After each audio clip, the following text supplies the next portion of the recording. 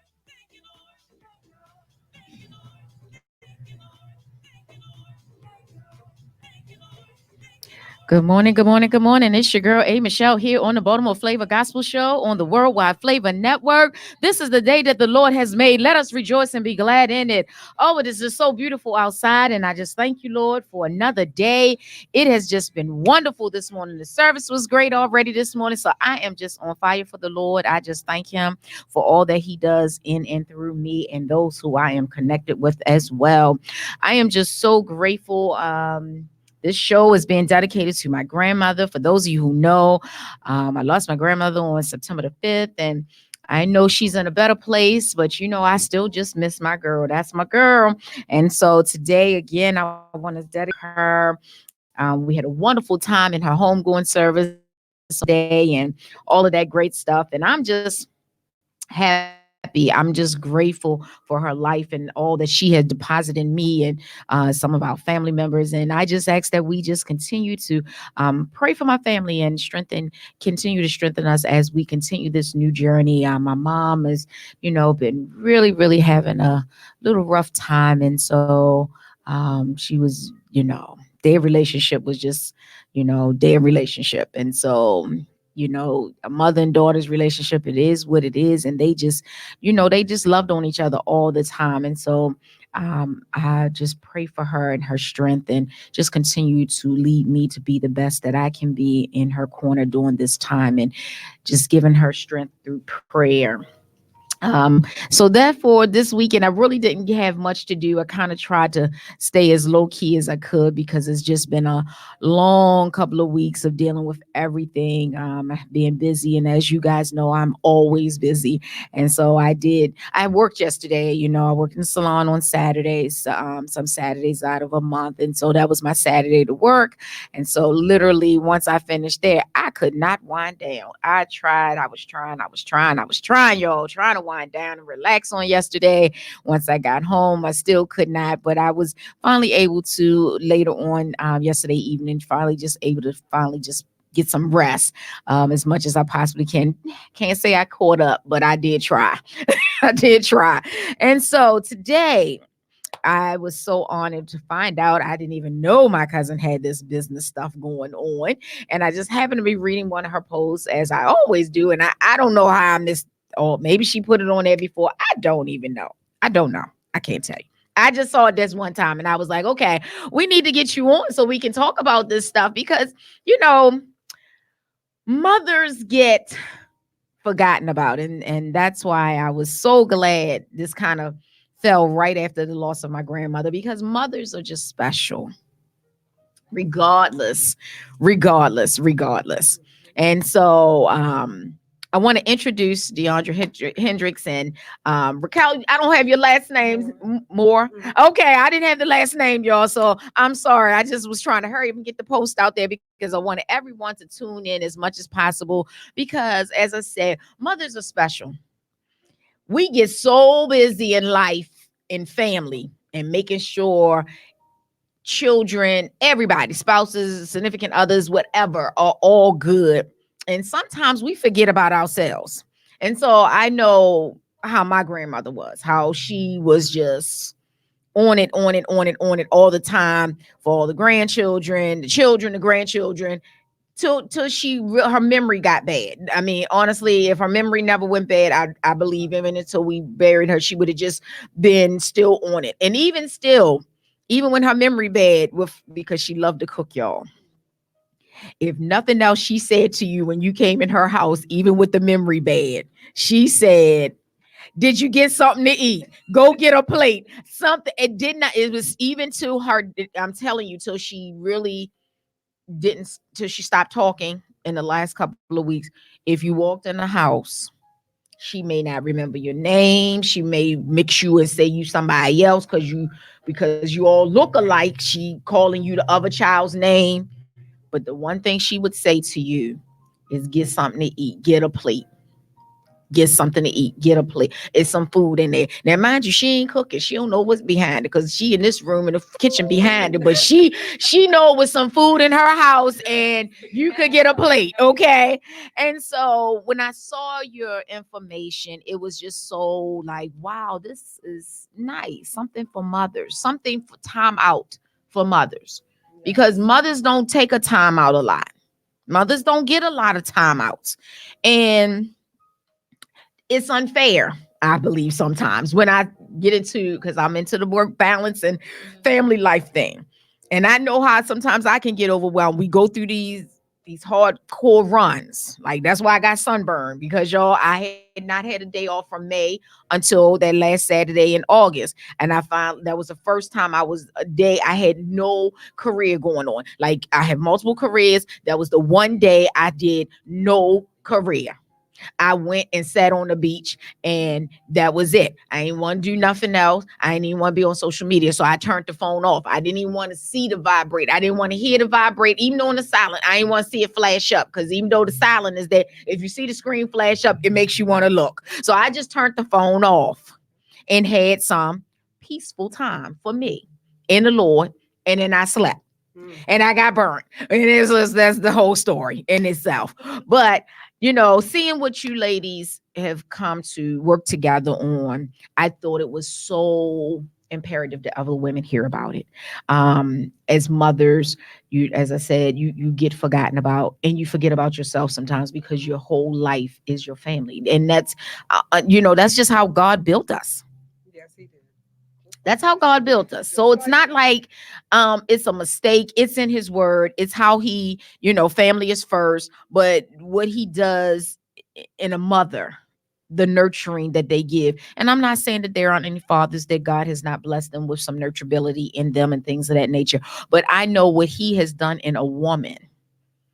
Only God could do that. And no matter what science may try to do, that's only God that could do what he does in every woman. And even when I've seen women at their worst, meaning drug addicts and alcoholics, most of the time they still trying to push through, and still their heart and passion is for their children. So that being said, we have the mommy collectives, right? The mamahood collective. I was like, I know I was going to forget something in that whole thing, but the mamahood collective. We don't want to get to that yet. Okay. Tell me a little bit about both of you first. Let's get a little bit so people can kind of get a background. Then we can move forward into what the Mommyhood Collective is all about. Because if we don't know really about you, then we can be like, okay, what happened? So how they put that all together. Because it has a journey. And I believe that journey comes with the fact that for you to come up with that name, because when I saw it, I was like, You know how you sit there when you sent me the email, I'm reading it, and I'm like, Mommyhood Collective. I was like, okay, that can go a lot of ways with that. It was a lot, the hood mommy, the hood, right? It was like a whole lot with that. And so I was like, okay, we're going to talk about all of that as well. But let's get a background a little bit about both of you, and then we're going to take it into the whole process of the Mommyhood Collective. So first, I want to draw a connection between my friend Raquel and I. So okay, the ironic part of it is that Raquel and I met prior to, I believe, any kids being a part of anything. So the fact that she got married last year, like I'm gonna let her, give her a story, right? Get to the mic just a little bit more for me. She got married last year, and she has children, and that is what's so ironic about it, is that when we first met, everything was total opposite. We were in work and in school, and that's what everything wow. was about. We worked together, but we when I walked in the first day, I was actually an intern that I started because I did an internship for my final year of my master's back in 2010.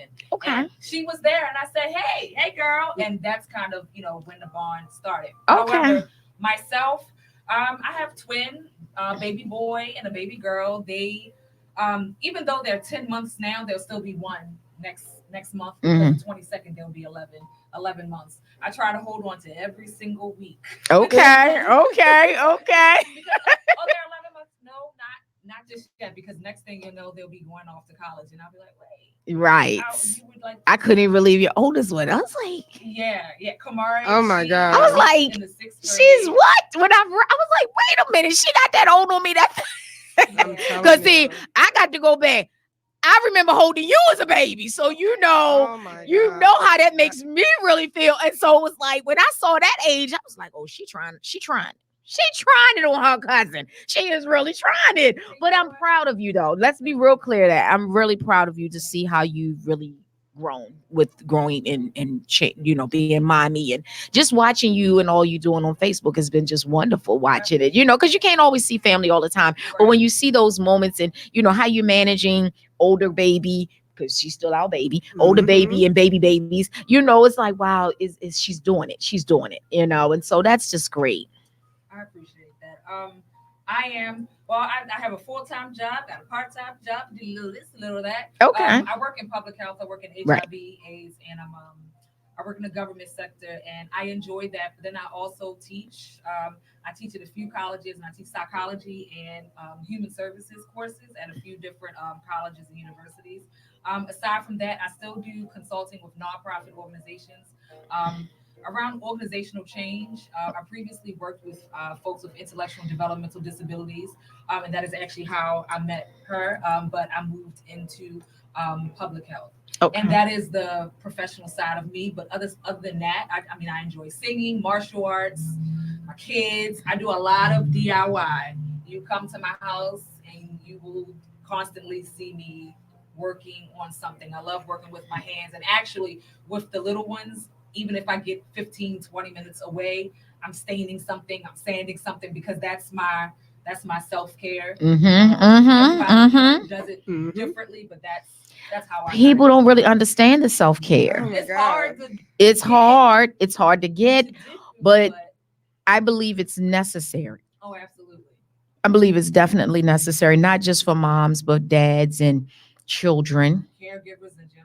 Caregivers, period. But I believe children need it too, because they run and it's different. And then their mindsets are different now because they're more into the technology versus it being when I grew up, we didn't have all of this. So you had to occupy yourself. And Lord forbid when you live in a house by yourself and you don't own a child there. That's even right. So that makes it even harder, but when you see today, we get so busy, and we are so busy that, it's like, oh my God, I really got to find some self-care. I got to find some time. And so, like I said, that one Saturday, I just took it in. I had to do what I had to do. So, and I don't, not at all. Even with the sunburn, I don't feel it. Like everybody says, what's wrong with you? Why are you like that? I'm like, it's okay. It's just a little sunburn. It's all right. So, Raquel, let's hear about a little bit about you. So Raquel Moore. Let's come on, get to the mic a little bit. I So need sorry. y'all. This is all being recorded, ladies, and we are live and streaming. So we need everybody to hear what you beautiful ladies are talking about. Raquel Moore. Okay. I am currently working at Active Day. It's an adult medical day program. I'm a director, and I also have a nonprofit initiative incorporated, and I have an event center, and that's Okay. located in Aberdeen. Okay. Outside of those, that's my professional. I have a total of 5 kids. Okay. Yes, Oh 2 my gosh. biological, 2 from a previous marriage, and Okay. previous relationship, and then 1 by my stepdaughter. Okay. Through marriage. Okay. So 5 kids. I was with all of them yesterday, and that was Awesome. absolutely fun. Awesome. I managed to get a picture because Deandra made me. Okay. She said, "You need to get a picture Awesome. with all of your kids." It is hard. So Wow. yeah. So juggling mommy and my professional endeavors it's fun, and it gets taskful. So I am so excited about the Mamahood Collective because it's going to make me provide myself with some self-care. Okay, so all right, that segues us right into where we want to go. So, what is Mommyhood Collective? What is that all about? Because, like I said, that statement can mean a whole lot, can go a whole lot of places, and have a lot of diverse to it. So, I want some clarity on what is Mommyhood Collective. So I'll start with the collective part first. Okay. Back in about, I would say maybe 2011 or 2012 or something, I was a part of the collective. So a collective, as we all know, is just you know, minds that are, the same interests, right, like minds coming together for, a cause. And I was actually, it was maybe about 7 of us that we would choose a different home to go to every month or two. And it was just it was all African-American women at different points in life, but we were all very in sync with one another. I mean, a lot of them supported me through my doctoral program. When I was going through, some relationship issues and trying to figure things out, definitely, a shoulder, not necessarily to cry on, because, after a while, the crying tends to, get less and less, but just people to listen, no matter what, at work, feeling like you're stuck and not where, you need or you want to be. And the collective, the Mamahood Collective, when I was pregnant, I had a couple of friends, and I could see that the dynamic was already beginning to change as far as who would come to see me, who would come to visit, who I would talk to, and things of that nature. And I realized the dynamic would change, and I knew it would change because, number one, that's life. And I knew that I had friends that had children, and I had friends that didn't have children. But it was also important for me to be able to connect with those that understood my current plight. And I was pregnant with twins, and I was on bed rest the last 3 months. Absolutely, and I yes. realized that I have a friend named Damira. Hey, Damira, we went to middle school together. Okay. And she was pregnant with boy and girl twins as well. And when I tell you, we text, she was down south. We text almost every day. I was bothering her. She was bothering me. She had a singleton. She had a daughter already. And we were texting, did they make you take baby aspirin? Did you start your baby aspirin so you wouldn't get preeclampsia? Just about all different types of things. And I realized just how that relationship with her helped me through so much. They thought I was going into pre-labor at about 27 weeks, which is when they put me on bed rest. I gained about 60 pounds. I could hardly walk. And to know that now I don't want any other pregnant woman to not be able to walk or to be uncomfortable or to be in discomfort. However, it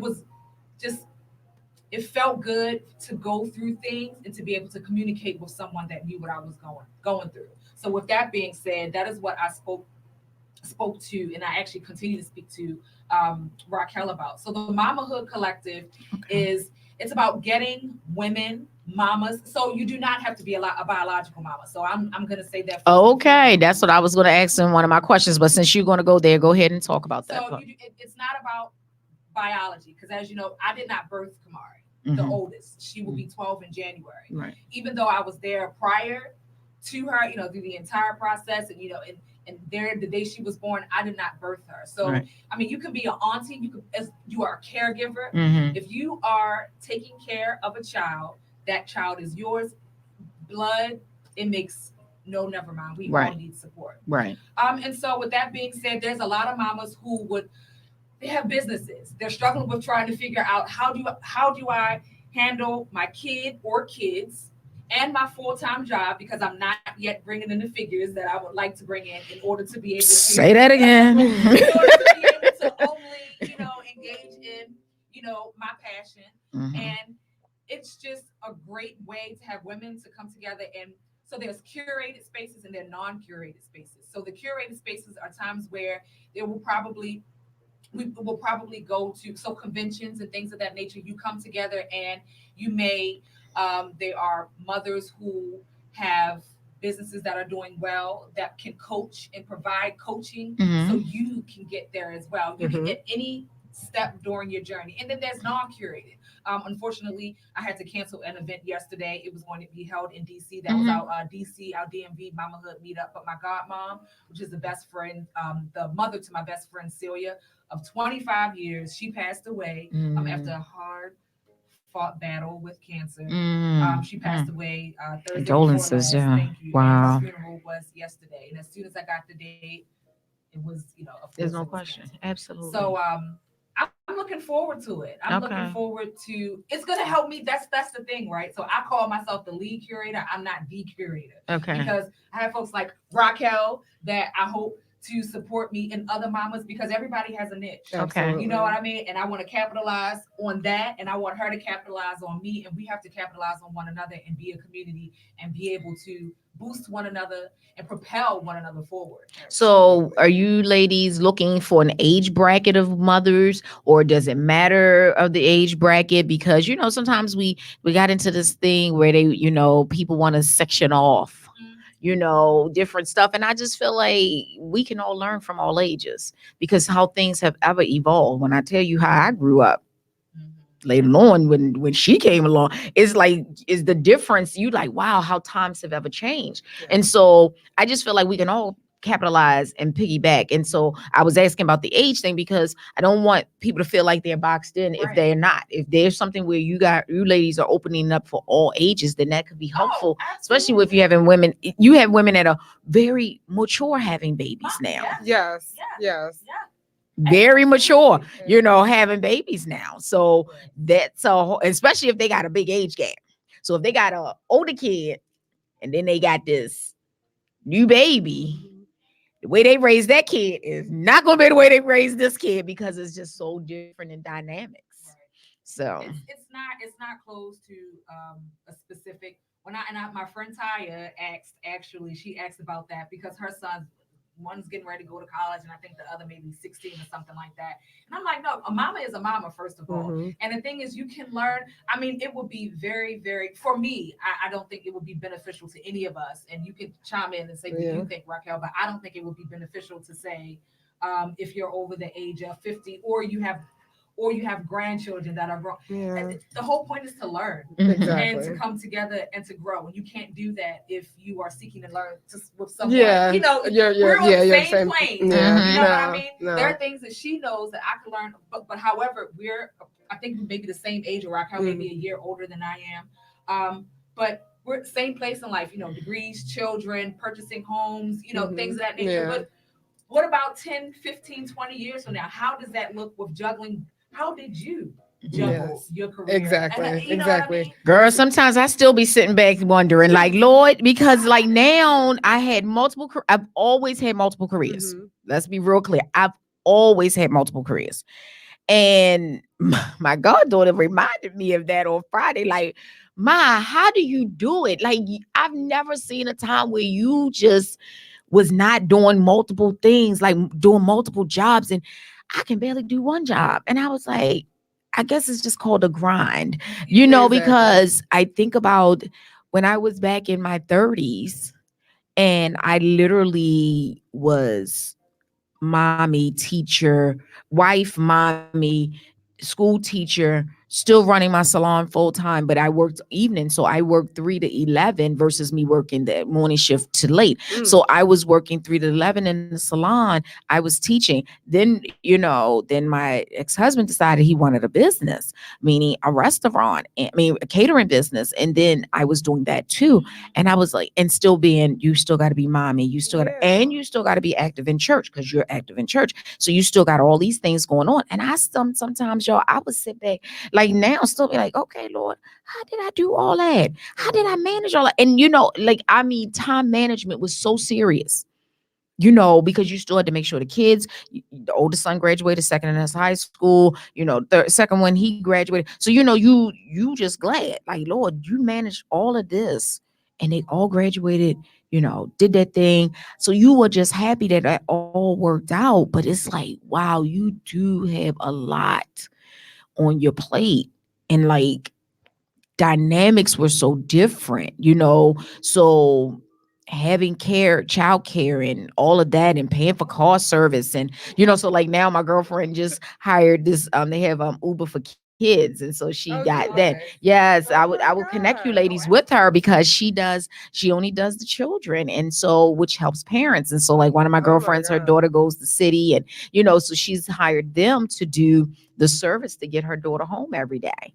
you know, which is good. You know, that's keeping your child safe. You know, peace of mind. Because I mean, I had my stepdad. He was, you know, gracious enough to take and pick up the boys every day, take them to, you know, home or take them where they needed to go, which was good. But you know, everybody's not that blessed. You know, right? So now you got to hire services. Yeah. You know, hire services, and so like when my girlfriend hired, she said I would prefer if a woman would, you know, drive my child, you know, this, that, and the other, and she would like, absolutely, you know, we'll accommodate those type of wishes. And so that's a good thing when you have that. And so you ladies are coming in the air, you know, that you have the dynamics and the diverse, that you, these different opportunities that we didn't have back then. You always had to kind of like pull on family, pull on this person, pull on that. But now we have services that we can buy and pay for, and then now you ladies are coming up with something that's giving moms some peace, some hope, some, you know, vibrancy, that, you know, motherhood is not all the disaster it can be. And like you said, when you were going through, you know, grad school and going through your doctoral program and all of that, having that support is so important, because when you have a child you're raising and then you got pregnant while you was in, you're finishing up your doctoral program, then you get, Oh God, that's a twice. Yeah. Oh, So I did get pregnant Mhm. because I was trying to conceive, and someone told me, well, why are you, you know, trying to do that at the point where you're, you know, finishing up your doctorate and you're writing your dissertation? And that's a totally different subject. Mhm. You know, why a woman is choosing to conceive. Absolutely. At the point that she's trying to, but that ended in a pregnancy loss. Oh, okay. However, Right. I did end up getting pregnant again. Mhm. 3 or 4 months later. Correct. That was with Harper and Colton. Right. Actually, I defended it. When I defended, I found out it was twins that Friday. And I defended on Yes, Monday. I remembered you posting that too. something to that. Yeah. I was And so excited. It was just, So it was excited. just, your journey was just amazing. You know, it was truly a definitely amazing journey listening to you. And so with Mommy Collective, what made you come up with that name though? Like, how did that?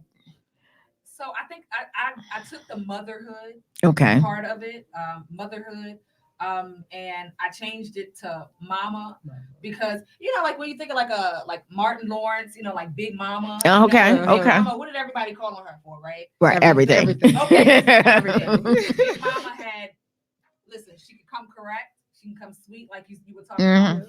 You're hungry? Oh, wait a minute, go get a switch. Right, You know, just so many different, you know, asking just many different components of motherhood.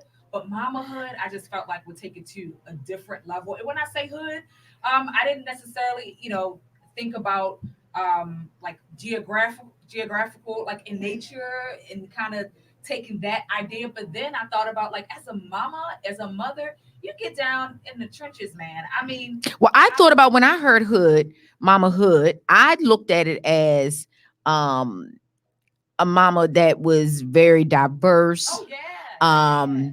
A mama that was what was the other word I was thinking of? I can't even think right now what I was thinking, but it was really, I didn't see it as a geographical portion. I just saw it as the village. That's what it was. Like the, you know, everybody, when I was growing up, it was the village that raised us, you know, auntie and grandma and so across the street, the family friends, the family, you know, the neighbors. It was the village mamas, everybody's mom. It was the village. Even the mamas that weren't all that great of a mama, you didn't even see them as a mama, but they was really the, you know, it was the village. And that's how I looked at it when I saw the hood. I saw the hood as mama village, that kind of thing. Yes, that's what I saw it was, the circle, that the bonds that family made. That's just where I was with it. Right. Exactly. You're right. Yeah. Though. Okay. Ironically enough, there's some folks that asked the question and thought it was related to Wow. geographical and Okay. what have you. Okay. And the reason why I said that, they weren't in the U.S. So Okay. that's Okay. something a bit different. But because slang here in the U.S. And yes, and different. Is a bit different in other places. Because I remember I said, "Girl, bye" once, and I was like, "Wait a minute, why? Where you be hanging?" So there was that. Okay. Yeah. So it was a cute conversation. conversation because it's exactly actually what you said. Okay. Okay.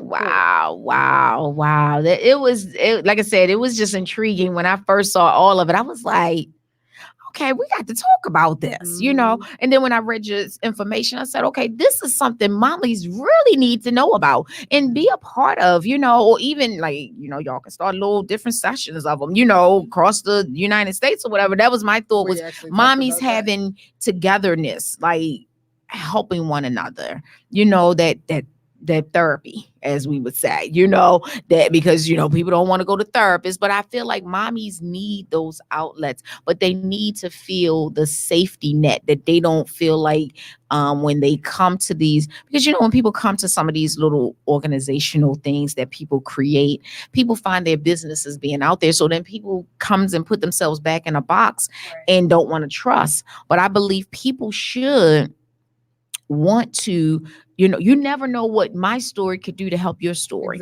or your story could help me see, wow, okay, maybe I just didn't see it that way. I didn't, think of it that way. Or they may confirm. Right. Or they may confirm right. something that Yes. you're thinking. Exactly. Like what you did this morning when we were talking, you just confirmed a whole lot of stuff that I just will sit all day and think about. But that conversation between the two of us. No, seriously, Oh, wow. confirmed, Okay. like 2 things in our 5-minute conversation. Wow. Yes. Wow. Yes. Wow. That's awesome. Yeah. And that's so important. Like I said, mommies are special, but everybody don't understand how mommies get so caught up in what they do for their family, their children, their significant other, that they need those outlets. They need that moment of release. I just believe that. Go ahead and I speak. was going to say that the other day, I think maybe 2 weeks ago, I put a post that said, if you don't have it takes a village to raise a child mindset, that, we might not necessarily need to be running in the same circle, because I need to know that you have my back the way I have your back, because you know that I may look on the surface okay, but you need to be like, are you okay? Okay. So what we're going to do is we're going to take a quick break. We're going to take a break and listen to one of our local artists, and then we're going to come back, because I want to go there with the whole village thing, because I think it's different today. And I don't believe that people see it the way I know I grew up. And so I want to get you guys, you ladies' perspective. And so we're going to come back. We're going to listen to Theron Fowler, one of our local artists here in Baltimore. And it's your girl, A. Michelle, here on the Baltimore Flava Gospel Show.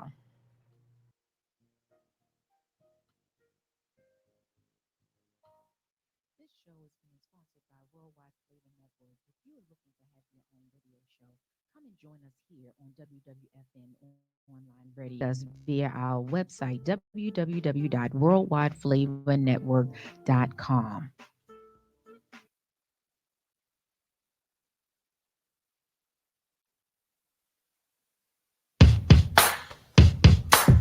Come on, get up. Whoa, I'll take a minute just to swallow my pride. So listen up, I got something to say. Hey, yo, I made some bad decisions, made some stupid mistakes. I was determined trying to do things my way. I walked alone, but I made up my mind. Oh, yeah. If you take one step, I will follow behind. Everywhere I go, I want the world to know you walk with me. Oh, yeah. And if you send me to the nations, I'll go. I'll spread the news across the oceans and seas. Hey, yo, I won't be afraid of the faces I'll see, 'cause I know that you're right here with me. I got my mind made up. If you take one step, I will follow. Everywhere I go, I want the world to know you are in me. Oh, yeah. Lead me and guide me. Lord, don't walk behind me. I take one step, you take two. Walk with me through the valley of the shadow of death. Oh, I will follow you. Walk with me through the fire, through the storm and rain. Hold my hand, Lord. Don't ever let me go. Be a lamp unto my feet when I walk these streets. Order my steps in your holy word. I walk alone, but I made up my mind. I got my mind made. Said I come too far to turn back now.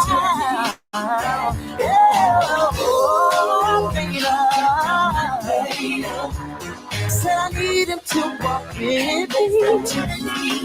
reaching for the cross before me, leaving this old world behind me. Nobody said that the road would be easy for me, and I'm stepping, keep stepping, keep moving.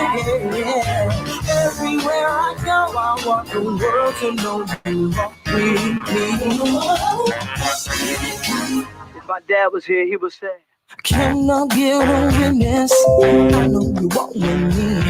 Cause deep down in my lonely soul, yeah, I can see it. Walk with me through the fire.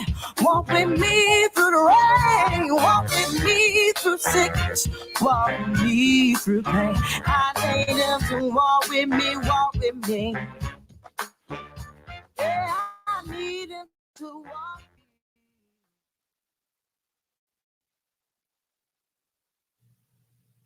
Hey everybody, it's your boy Theron Fowler in Baltimore Flavor Gospel Show with A. Michelle.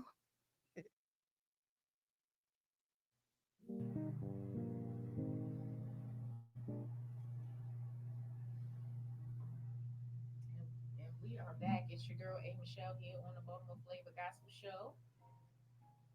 I didn't turn my mic on. I'm like, and we're back. It's your girl A. Michelle here on the Baltimore Flavor Gospel Show. I'm like, what's going on here? I don't see something. I didn't hit the button hard enough.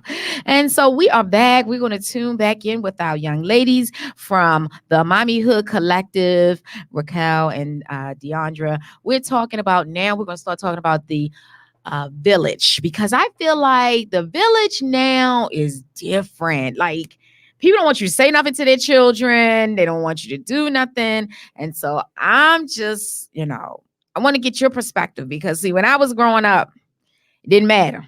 Your parents could reprimand you, your auntie, your cousin, the neighbor next door, whomever. It was just a respect level. And the parenting today is like, don't say nothing to my child. But that person could be the person that really got the niche with your baby, your kid. And I've seen it. And people want to have this guard up, but I see that putting that guard up can kind of be a disservice to the child who really has respect for this adult. And then you do it in front of the kid. So that makes it even worse, I feel like, to me, but to each his own on that. So what is your perspective, ladies, when it comes to this whole village now? Because this is a new age village. It's not the village I grew up with. So what is your perspective? For me, it takes a village, because today is different. Society is different. People are different, and we're different. We're dealing with different demons. Okay. So for me, my circle is very small. And the circle that my circle are of people that I've known for a long time. So I don't like meet up with people. That's why I love the Mamahood Collective. Will be a good place for me, because I know it would be amongst people that are trustworthy and have the same values, have the same mindset. We're going in the same direction.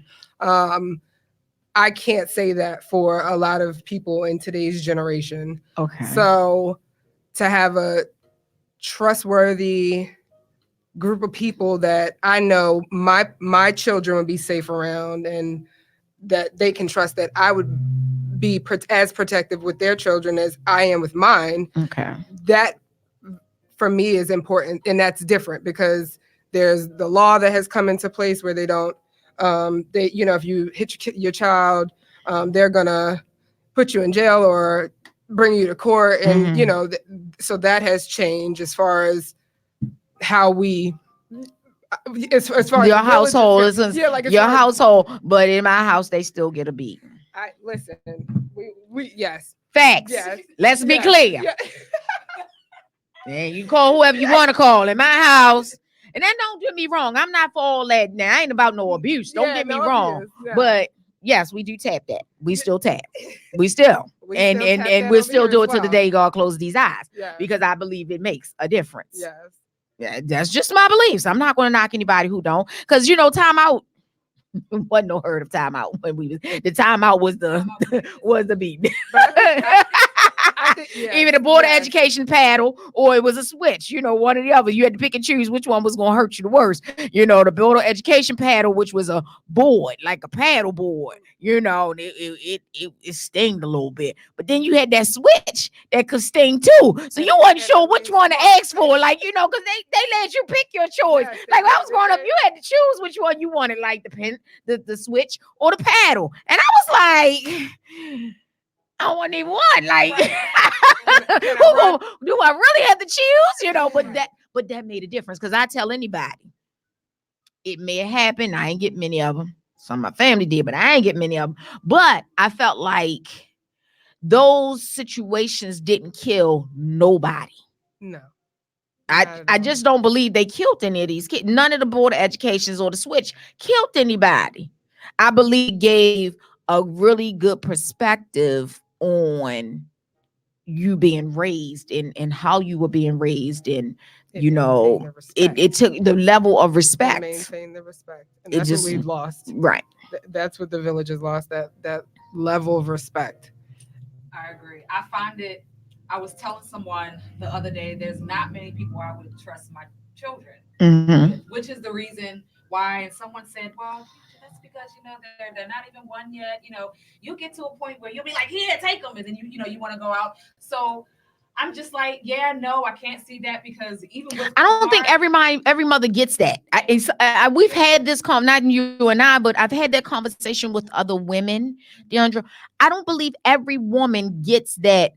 Sure, take them. Or here, I don't believe every woman gets it. Then there are some women. I had friends who were like, hey, girl, whenever you want them, you know, those kind of things. But that just pushing, I don't believe every mother gets that. And gets that. And I say that because, so as of right now, you know, my ultimate goal is to be able to professionally do what I have to do with my babies, with my kids in tow. If my kids are not welcome where I am working or the work I'm engaging in, then it's not the work that I want to do. And I say that because I'm interested in monetizing real estate. I'm interested in, you know, public speaking. I'm interested in a myriad of things, but all of which I want my children to be able to look at their mama and to be able to learn as well. You can't learn if you're at the babysitters every day, or school is important as the educational component. However, experiential learning is also important. So taking what you've learned in school and applying it to real life. And yeah, I would like for it to start as early as 4, 5, 6, 7 years old. And I think that it takes a lot for me to drop my babies off with someone. My mother would tell you, Angie, would tell you in a second that I'll call and I text and she'd be like, they're fine. I did good with you and your sister, right? Right. Right. You know what I mean? Like it's the first, you know, kids that she's raised. However, I'm just not at that point where I feel like I have enough women in my corner that I trust. My friend Danielle, her mother, I would trust because I met her about 10 years ago or 11 years ago, actually. And I see the way she interacts with her child, with her husband, with other people behind closed doors. There was an instance where I was coming to their house, and she didn't even know that I was there, and I was, you know, like getting ready to come in, and I think it was a party or something there, and everyone does not act the way that they would act should the door be shut. Of course. And there's just not a lot of people that I trust. And when I say she's one of those individuals, but other than my mother, Christina, there's there's not a lot of people. And so with that being said, I do find, especially now, that trying to, build this collective, it's just not in the DMV.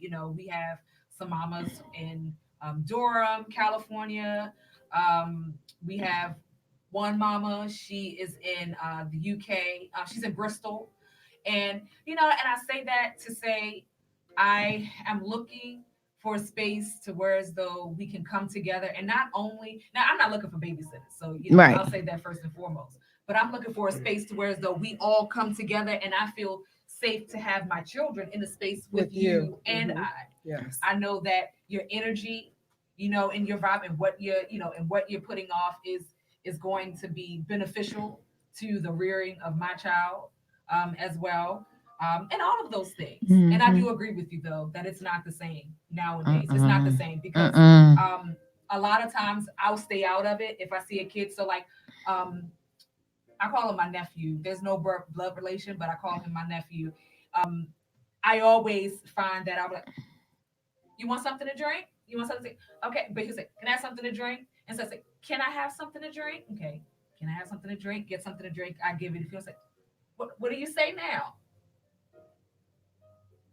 Thank you. So just those small things. And those are the things that I'm talking about when I say, correcting people, kids and things of that nature. We had some kids here in the studio one day and all the kids I gave them a little something. It wasn't my show. It was another show that was here on the station. And I gave them all a little something. And the only one young lady didn't say thank you. And so I said, thank you. And she was like, "Oh, thank you." Yeah, it's necessary.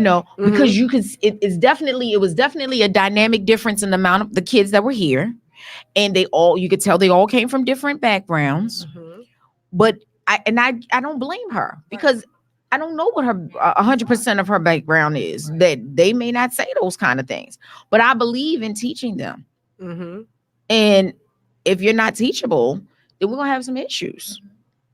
Or if you're not a good teacher. That too. So that's the type of because it depends on how you bring it across. Like I'm not gonna be like ready to choke you up, but we're gonna talk about it. And if it was a thing, because some people you never know how people are raised, so you cannot say blame that child for not saying thank you or you're welcome or any manners because we don't know what goes on in that house. So we have to be very, very careful of that. So when you said, DeAndre, you were looking for a place that all of you could be in. So would that be some type of like space that would be like you and your kids, the other mom and their kids, and then maybe some assistants that can help you ladies with the kids and things like that in that type of environment? Is that what you're speaking of? That is wow. And I'm gonna tell you where I took that from and what I was looking for. So the meetup yesterday, it wasn't going to include kids. It was just going to be you ladies. Just Okay. the mamas. Okay. So I'm like, okay, because mamas need to, Well, we had to get know each other first. Yeah, Right. yeah. Right. It's still gonna be just the mamas, at that point. But in New York, now it's not a collective. Actually, it's a collective of sorts. Collective is just not in the title. It's a bunch of like-minded African American women that meet together and they happen to have kids. But they were in a space, and I believe it was a bookstore. But the bookstore was welcoming to children. And I think I saw a woman breastfeeding. I saw women in the corner exchanging cards. And I mean, like, okay, that is awesome right there. But let's think about how many spaces are open to. Thanks. So it's just like, okay. So that's also been in the back of my mind. Like, okay, so DeAndre. So you would probably have to rent a private space. Absolutely. Possibly. Yep. I think the Impact Hub might be one of those spaces that could accommodate you, but I'm not 100%. What is it? WeWorks. That's like another kind of like Impact Hub. Those. I think those kind of places I think might be open to it. But I don't know. Now, did you ladies see it? This is a little off on, but it's going to come together with this. I'm not sure if you ladies watched Orange is the New Black, but in this last season, and this making me think about what you ladies are doing. One of the inmates who had been released was out on the workforce, and one of the jobs she ended up having was she was babysitting her niece or nephew. I don't know what the child was, but whatever the child was, and she ended up in this mommy group, but the mommy group didn't know that she had been in jail. And so it ended up being a real messy situation at the end. But at the whole theory of this was that they came together, and I was watching that, and it's making me think about what you ladies are planning to do. And it was all the mommies together with their babies, and they would just sit there and they were talking. And then the probation officer came. And she was, like I said, she was really the aunt, but the probation officer came, and then when the mommies all found out, of course, the mommies didn't want her to be a part of the group. Did they embrace her in the So beginning? they didn't. Yes, they had embraced her, in but the they didn't beginning. know. And then see, when they that's found where the my information- problem is. Those kind of Exactly. situations where Yeah. people want to throw you out to the wolves. Yeah. But just to think, what if she really was the mommy? What if even if she was just the auntie? What if she was the auntie that was thrust to be taking care of this child? Meaning, like, what I mean, like, right? She needed support. Like, I felt like in that scene, I just felt like, wow, where was the support to not just the auntie, but what if she really ended up having to really take care of this child? Did it happen to be a little baby? It was growing to be a toddler, but it was still a baby because he was still pooping the Pampers and all that kind of stuff. Well, that's not the Mamahood Collective. I know. Oh, absolutely not. Right. I stopped watching the Orange is the New Black Right. Back when I was in school just because of time, but I've been trying to get back into it. Right. It's funny. It's crazy how- Right, absolutely. But that, I would say that's unfortunate because I went through postpartum depression badly. And when I say that, it was nothing worse than I was calling. So my pediatrician, well, their pediatrician, someone came into the room and they told me based upon some questions I'd answered, they recommended that I speak to someone. Really? And that was right after you had them. Yeah. Yes, so- they give you that sheet of paper up until they're and they don't one electronic every now. time. Yeah. It's a mom check. Yeah. They want to make sure you're in a Really? good space. Yep. Every time you go and they give you that sheet of paper to check on you. And I was kind of in my mind, I'm like, okay, how am I answering these questions? Like, I'm being honest, but I didn't want someone to think that I was, because It is weird. I've toyed with the answers myself. Yeah. So the questions were making you have to answer, but you were answering truthfully, but then you felt like you were being like your mental state Yeah. was a little off balance. Is that what you're saying? I didn't want them to think that Mm-hmm. I was incapable or something. So I did go through a tough time. I had a time where as though, I thought I had to go back to the hospital after I had them, which was actually a day after I don't know what it's called. I'm not a medical doctor. I'm not a psychiatric practitioner. Even though we worked within that field and we know things when we see it, I couldn't diagnose myself. However, for the first 6 months, she said that my answers were not where she would like them to be. And as of now, they're getting a little better. However, I called a couple mental health professionals, organizations, and when I tell you they were giving me appointments like months out.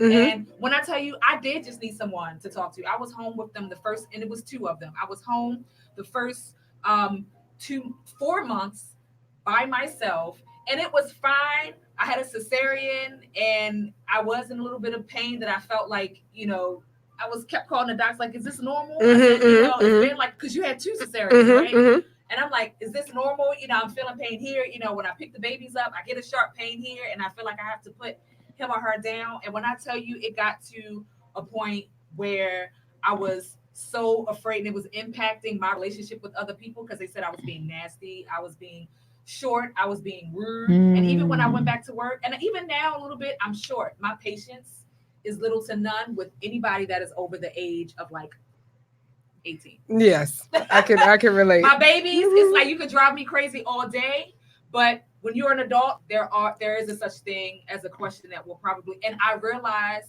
that, but the doctor said that, DeAndre, it's gotten a lot better for you, but it's the phases of postpartum depression, and for you, it just started out very badly. But I would not take medication, so there was that. I refused to take medication because I didn't want an altered state taking care of 2 little babies. Now, see, this is the first time I'm hearing this where someone felt that way before they left the hospital. Now, I've only experienced those once they've left the hospital, they got home, No, it was and then it kicked in, and then it kicked in.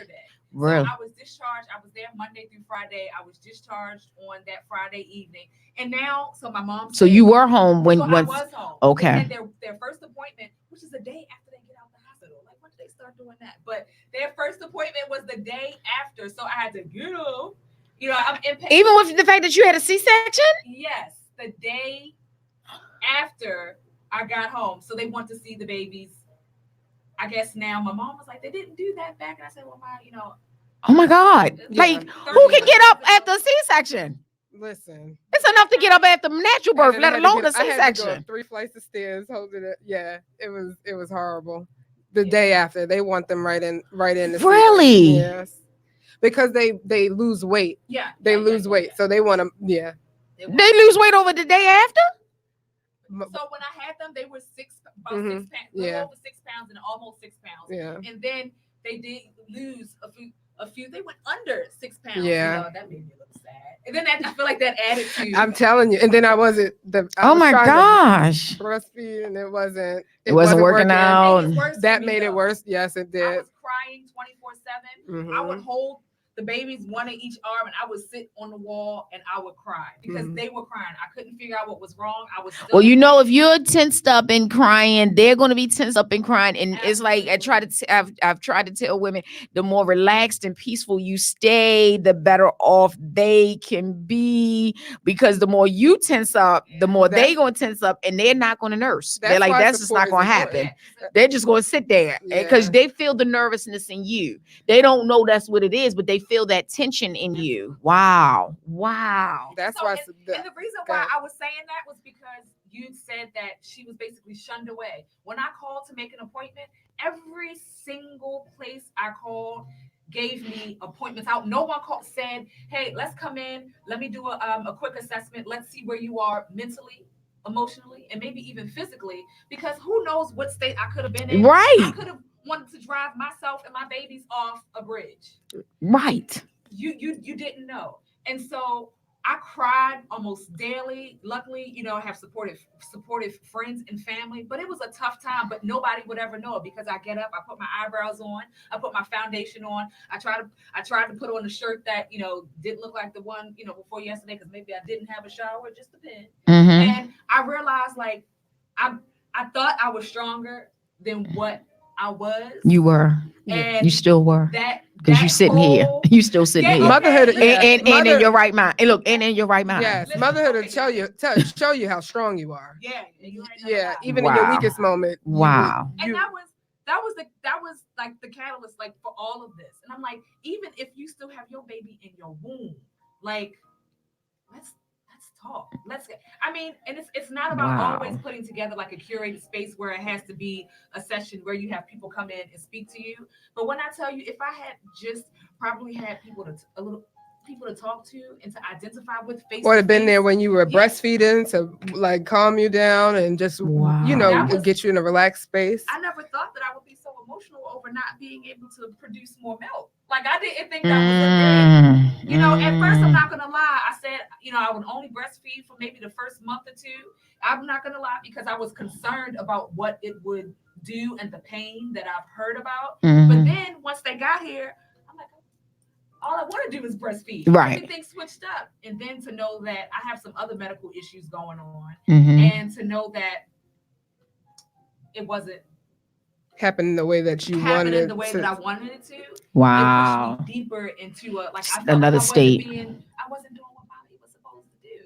Like, So at this point now you're feeling like, oh my gosh, am I being a good mommy? Am I the best mommy? Was I supposed to do this? Was I supposed to be a mommy? You know, those kind of things begin to run through your head because I speak about when I lost my son and the first thing I did was beat me up.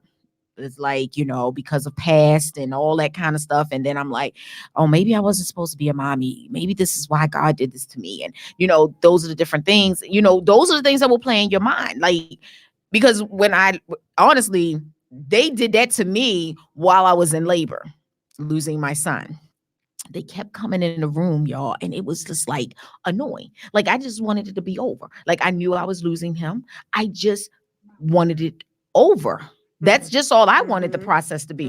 And I thought it was going to be put me to sleep. I wake up and it was going to be over. That's what I had in my mind, not knowing that I was going to be put into labor to push out, have my son, and everything. all of that, because I already was having contractions. I was already doing that. But the thing was, I thought because they knew I was losing him, there was no viability because I didn't make it to the level. So it was like, okay, when I get to the hospital, my thought was I was going to be put to sleep. I was going to wake up. It was going to be over. They coming in the room, you know why you're here. Like, they kept asking me the same question. And good thing my cousin was there, was a nurse. And I was like, why do they keep asking me the same question? They just want to make sure you're in your right state of mind, that you understand what's going on.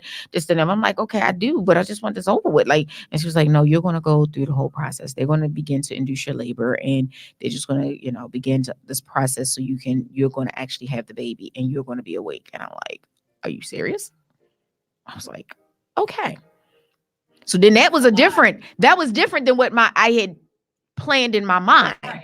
Because leaving the doctor's office and going home to grab my stuff to go to the hospital, he never told me I was going to birth the baby. So my thought from the time we left the doctor's office, going home, getting my stuff, going to the hospital, my thought was, okay, just going to go to sleep. They're going to put me to sleep. I'm going to wake up.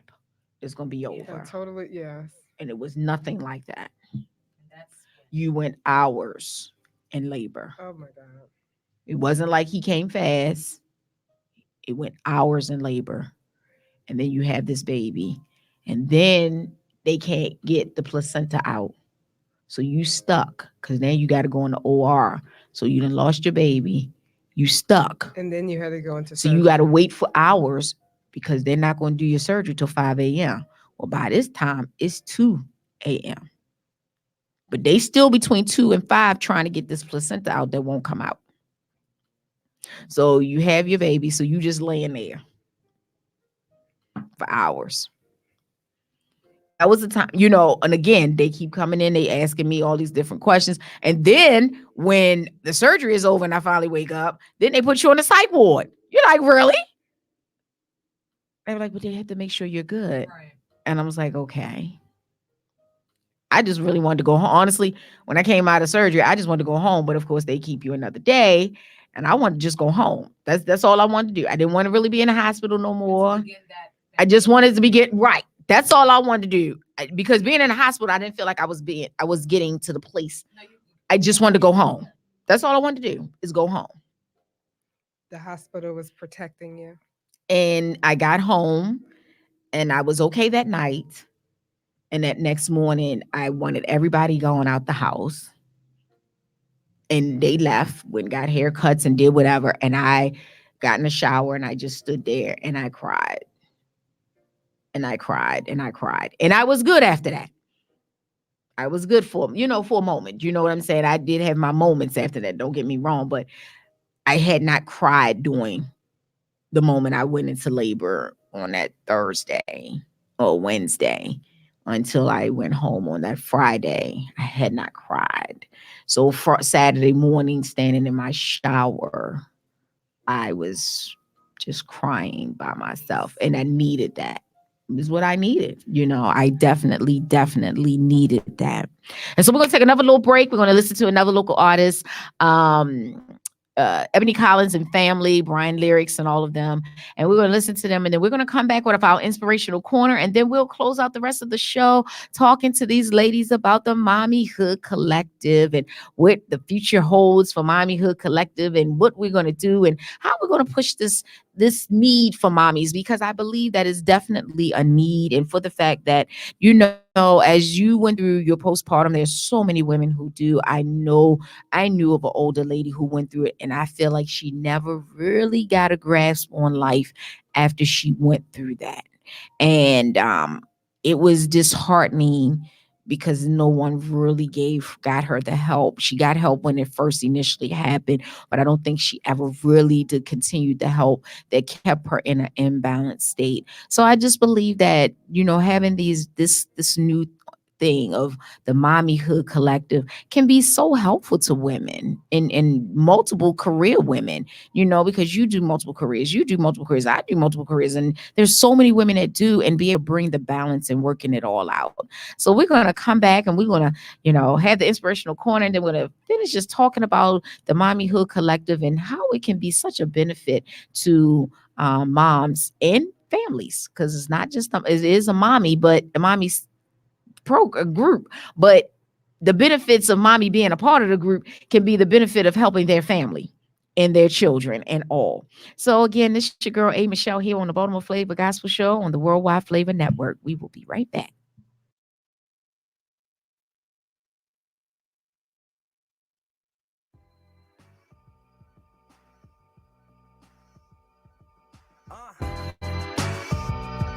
I just want to change the perspective. Give you a pair of heavenly glasses.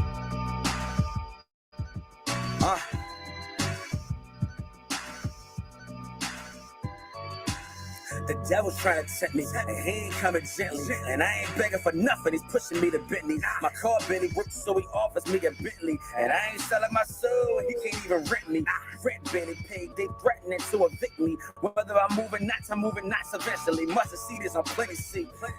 Cars on the side of the road, again, I might as well go and flip some keys. Then I can flip some keys, pay for chance, witness me. Sixes on my 06 600, he would be pleased. But I be pleased in the wrong one, be squeezed in the wrong gun, be delicate dinner time, believe it is gonna come. The needs are even the wants, be gonna be high off life, I couldn't be more blunt. See how the devil will do you just gotta change it. You until your movement starts moving, screaming hallelujah. Praise God, almighty, most high, Alpha and Omega. Then you gotta say hallelujah. Hallelujah. Hallelujah. Keep saying that. Hallelujah. Next time I'm in the club, everybody screaming out. Hallelujah. Hallelujah.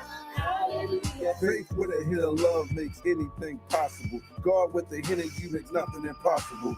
Trust and believe God's got your back. It's a long walk ahead and he'll be your map. In order to be the best, you must be tested. Let your walk become your talk and become your message. Ain't no need for stressing. Continue to be blessed. Stay focused on the prize and you'll receive your blessing. I love you, Lord. Thank you for your son above. Receive him as your savior. He'll pull you out the mud. Hallelujah.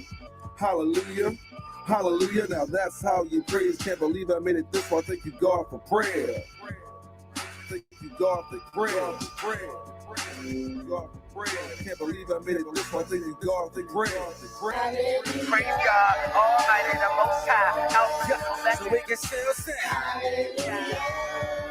Hallelujah. And we still sing it. Hallelujah. Next time I'm in the club, everybody singing out. Hallelujah. Hallelujah. Life comes with it. Harder the ups and downs. To celebrate, decelerate. You're gonna hit the ground, but when you levitate, just let them hate. I know it feels like it's gotta be a better way, but if you ever dream, you live it. You can never wait. It hurts when you're not winning, so take whatever aches and meditate. You better pray, work hard, then elevate. I know times get hard, there's dark space of it. Even in darkness, we still should celebrate. Dear God, I've been going through some mess and I've been moving through the stress. It feels like you could care less. It's like I'm failing a test. I had no time to prep. The devil's taking headshots, and all you gave me was his best. That's a lie. You gave me the last battle. You gave me the bent knees, and you taught me how to grab you. Fighting as long as I have you. If you won't change it, then change me so I can still sing hallelujah. Praise God, almighty, the most high, Alpha and Omega. I can still sing hallelujah. Hallelujah. Next time I'm in the club, everybody singing out hallelujah. Hallelujah. Hallelujah. Praise God, almighty, the most high, Alpha and Omega in the sky. Hallelujah. Hallelujah. Next time I'm in the club, everybody singing out hallelujah. Hallelujah. Hallelujah. Hallelujah. Next time I'm in the club, everybody singing out hallelujah. Hallelujah. Hallelujah. Hallelujah. Hallelujah. Hallelujah. Hallelujah. Yay! Good job, everybody. Don't clap on the mic, break.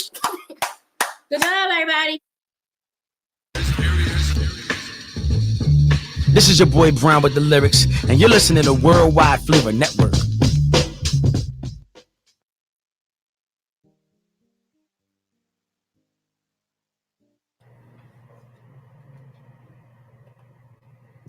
And we are back. It's your girl, A. Michelle, here on the Baltimore Flavor Gospel Show on the Worldwide Flavor Network. We are about to do our inspirational corner. Our inspirational corner today is coming from Psalm 22:6. Train up a child in the way he should go, and when he is old, he will not depart from it. And I thought it was so befitting because of our guest on today when I asked God for a text this week, as I always do. He gave me train up a child, and I had to, like, oh, okay. My thing was trying to do something on mommyhood. That was what I was trying to get something with the mommies. But God said to use Psalm 22, train up a child in the way he should go, and he shall, as he is old, he shall not depart from it. And I do believe that is so very true. When I think about how I was raised, no matter what I did, how much I stayed in them streets and did what I did and all that stuff, I still went to church. I still did the godly things that God had my family to instill in me, my mom and my grandmom and my great grandfather and all of them, that they were a part of our upbringing. And so I say to you, when you're thinking that you're not doing the right thing as a parent, if you're doing what is expected from God as a parent, as a godly parent, and even if you're not a godly parent, but you're giving your child wise and good wisdom and all of that to raise your children, I believe that God will keep it fresh in their mind as they get older, because kids will divert, kids will turn to the left. Let's be clear. No matter how much we do, all the good things we do in our children, our kids will turn to the left a little bit. But because of what you've instilled in them, you can't give up, because you know that foundation was there. And once the foundation is laid, God will reveal that back to that person, that child of yours. It may take a long time. You may feel like, oh my gosh, where did I go wrong? What did I not do? But just continue to instill the foundations, the good foundations in your children. And I can assure you, when they are old, no matter what left turns they make, they will turn back right to where God would have them to be. So don't ever give up on your kids, even when you're feeling like I don't know what else to do.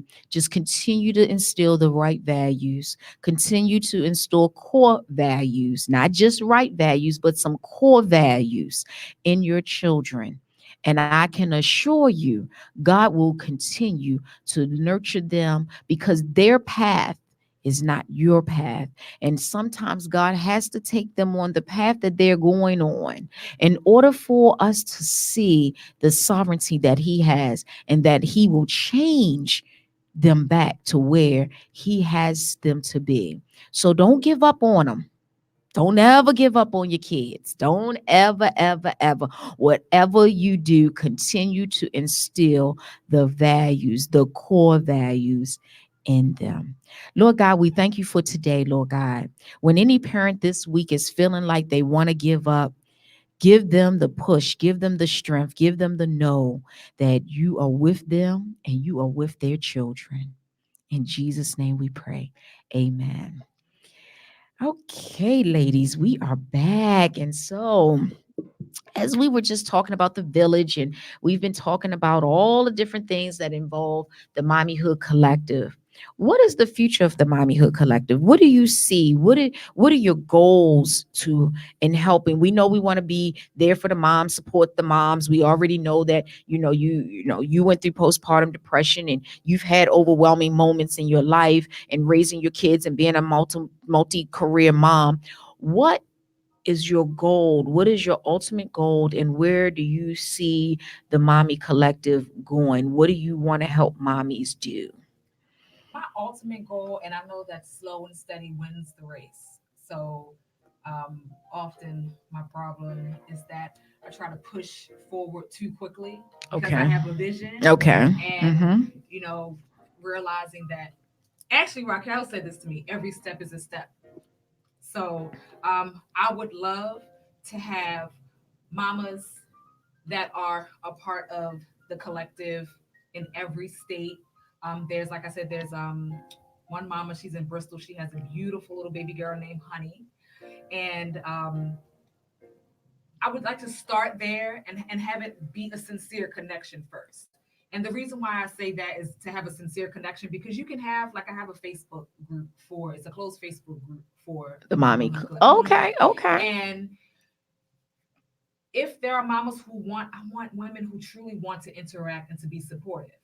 But then it's also a space where you can say, I need to step back because I need time. Like that's the whole point for people to understand. If I don't hear from you for a week, as long as You're not interacting. You're not interacting in a week. You need to be able to check in and check on moms and things like that.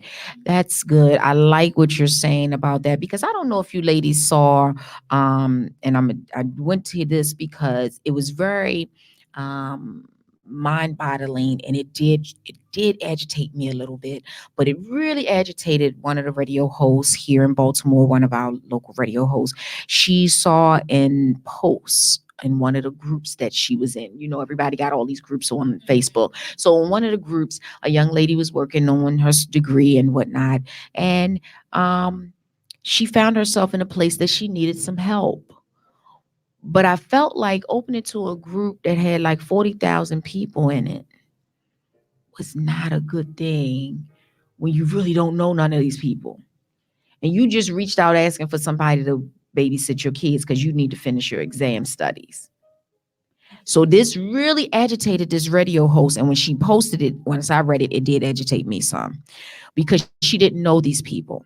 It'd be different if she was in something like your group, even though she may not know every mother, but I felt like it was a safe place. This was a group of a whole bunch of men and women that was just too open for you to make that anybody available to watch my children. I need to finish studying for my exams. Ooh, okay. I know you may not have any family members that may have been able to help you. Maybe you was in a place where you didn't have any family, but I felt like posting that in a group like that with 40,000 people, I felt was very bad. So in a situation like that, do you ladies offer in your group, like, moms to be able to, who needs that kind of help? Like if they found themselves in a place where they need somebody to help them while they're studying for exams and trying to prepare, would that be a service that someone could come into your group and say, look, I'm in Montana. Is there any other mommy hood collectives in this area that's in our group that could help me while I'm preparing for exams or preparing for a new job interview and things like that? Because maybe they don't really have a daycare that can keep them all the time. So they got somebody doing this part of the day, but then I need this mommyhood collective parent that can help me in the second part of my day. Is that something that you ladies would have as a part of your group? I could definitely see it being, I think because women would have to, so a part of it is building your own internal relationships. So if you are not an active member where you don't come up to the meetups, and we're actually going to start taking trips. We're looking to, she doesn't know yet, but I would like for us to schedule a trip for the late spring because I do realize it takes time. And I say that because I would call Raquel to watch my children, but at this current moment, even we're the women that are currently a part of it. If you submitted your inquiry via the website, and we've went through all that information, I have your email address and all of those types of things, your IG handles and things, because just want to make sure that Right. That was the whole point of when I said that, because the radio host that got so agitated, she was so livid. Like, she went live and she went real raw with it. She was like really agitated with this young lady because of the fact that with all that goes on with people and children, people killing people, children, boyfriends doing stuff, girlfriends doing stuff, everybody doing stuff. You know what I'm saying? And she was just, and I then began to feel that same anger she had, because it's like, okay, maybe you didn't have any family members, but don't your children go to a school that you might know somebody? Do you have any? Do you know your kids are not connected to somebody that you didn't have to get on Facebook and say that? Well, that's what the Mamahood Collective would be, that village for that person, Right? So that they wouldn't have to do that. But so right now it's starting trajectory. We would hope to have people in the different groups of people where across the world, that they can go to them like, I need to talk to you about my finances, or I need, I know that you run a daycare, and I'm comfortable with reaching out to you to say, hey, can I get 2 hours of respite so I can study? So the long-term goal would be to have amongst the network, amongst the various groups across the world, to be able to network amongst their locals. Awesome. And then if I'm coming to New York and there's a mama in New York, and we've been to conferences together, and your kids are going to be home, and we've conversed before, that might be something that we can talk about. So I think that it's that village. Next time I go to Europe, I've already told, her name is Caprice. I don't know if she's watching this. Actually, because I don't know what time it is there now. I think it's a 6 or 8 hour time difference. Yeah, so and they're ahead of us. Yeah, and I said, so when we go, that's who I intend to meet up to visit, and I intend the babies to go everywhere with me. As far as traveling, I want to see the world. I want them to see it as well, and that is going to be a connection that I, hope that can be made. She has a 1-year-old, and my babies will soon be 1. But we have fostered that communication. Awesome. So I followed her through her TTC, her trying to conceive process on IG.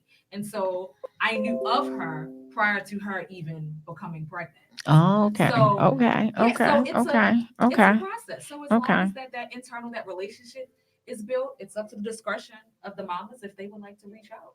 Okay, that sounds like a plan. That sounds like I like it, because I just feel like people should have those type of connections, that they feel a little bit comfortable if somebody's moving to another state, because they, job changes, career changes, and those are opportunities that they can move to somewhere that they can at least have somebody that can say, look, these are some good daycares, these are some good places.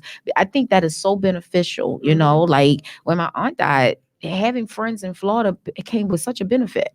Yes. Because I could call them and say, okay, what are some good funeral homes I can connect with down there? Because it wasn't that her body was going to be staying there. It was actually coming back here to Baltimore, but I had to get her body out the hospital. So at the rehab she was in. So therefore I had to get her to a place. And I was like, calling these people, bam, bam, bam. They all gave me good, reputable places. This is where I use. This is actually one of my friends. She's a stylist. So she said, this is where I go and do bodies at sometime myself.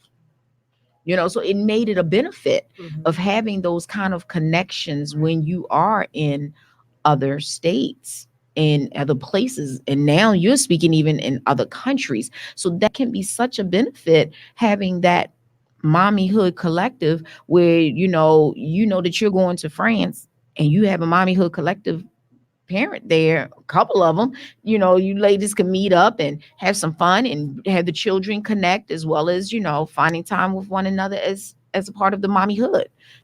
I think that would be awesome. That is like something really nice to do.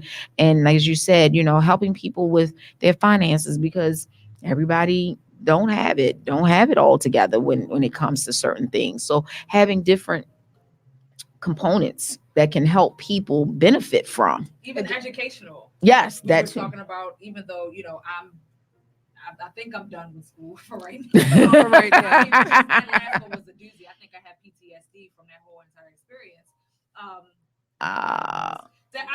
It's a that girl. I mean, listen, The editorial programs, I promise. I give my hat off. Me too, all the time.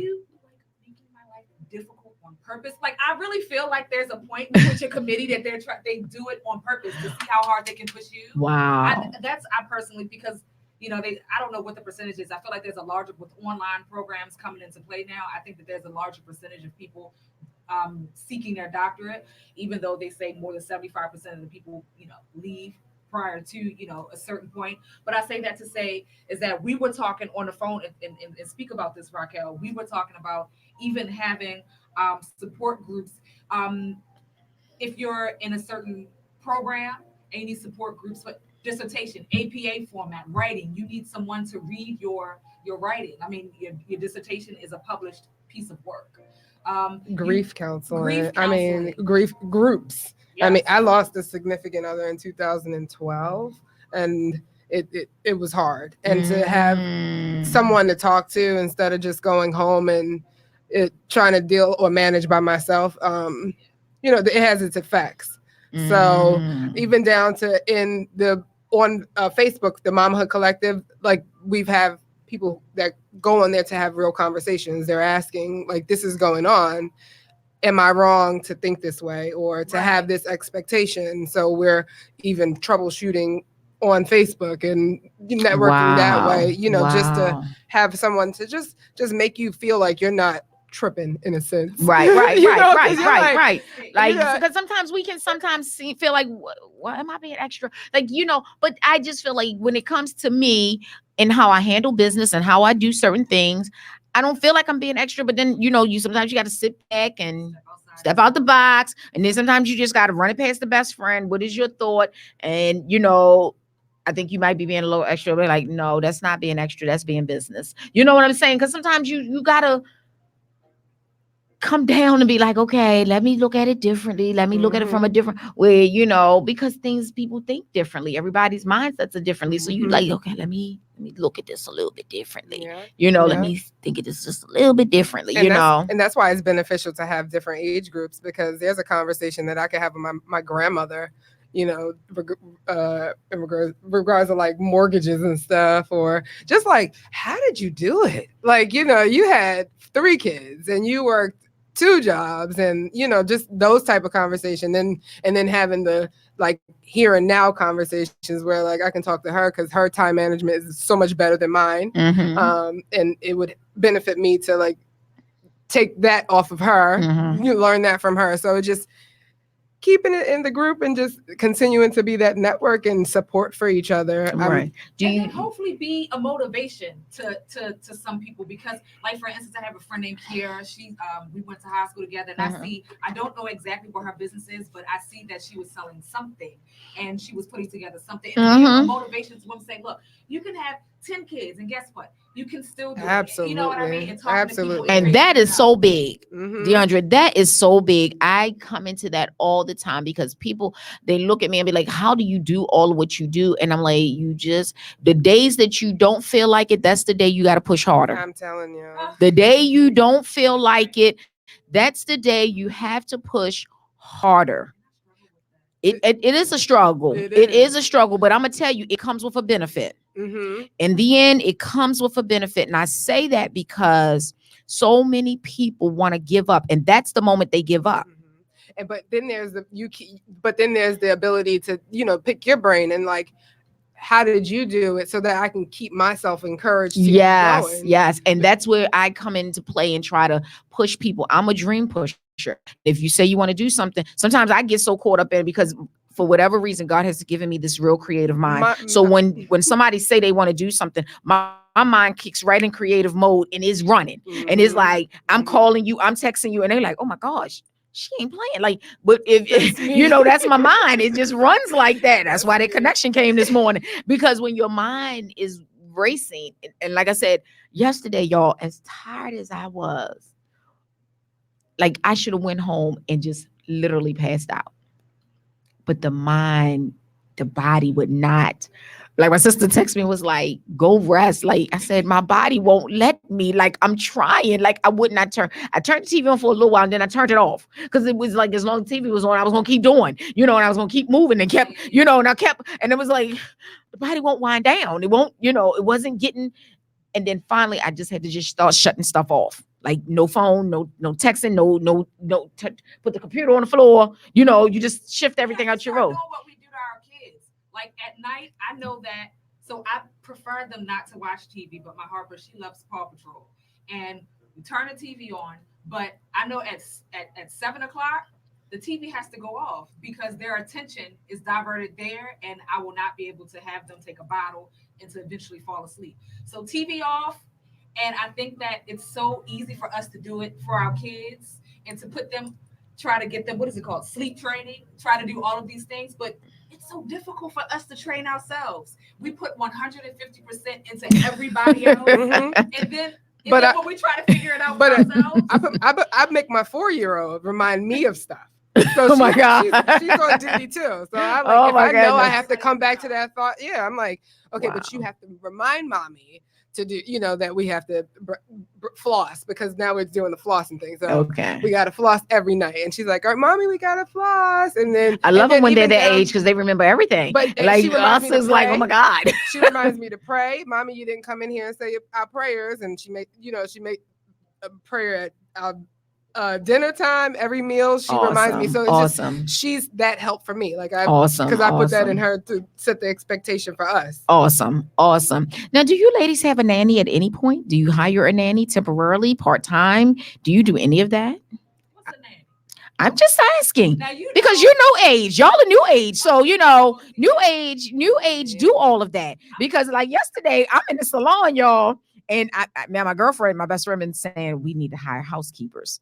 And believe it or not, she was like, okay, we both need to hire housekeepers, but neither one of us hired one, right? So we in the salon yesterday, and my mother talks about she got a housekeeper, and my girlfriend talks about, and I'm sitting up here like, what the heck are we doing wrong that we don't have one? Like, because we've been saying this for almost a year that we need to hire a housekeeper. And because I was sitting in the bathroom, and I was like, I need a housekeeper again.